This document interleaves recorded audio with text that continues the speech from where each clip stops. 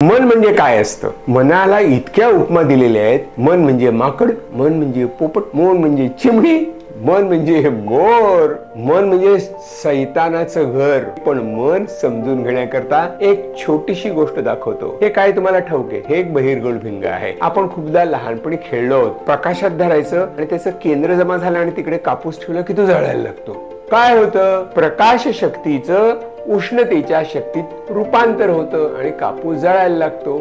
म्हणजे आपण लक्ष एकाग्र करून अभ्यास केला तर त्या अभ्यासाचं कन्व्हर्शन स्मरणशक्तीत होतं. कशाच्या मदतीनं? लक्ष एकत्र करण्याच्या आपल्या क्षमतेनं. तसे बहिर्गोल भिंगाची आणखी एक गंमत आहे, ती आपल्या अंगावर उलटणारी आहे. छोटीशी जरी चिंता असली, कितीही गोष्ट लहान असली तरी आपण मनाने भिंगातनं बघतो आणि ही भली मोठी दिसायला लागते. अरे बाप रे, काय होणार कोण जाणे. गोष्ट अगदी छोटीशी असते पण भीती मात्र मोठीशी असते. का?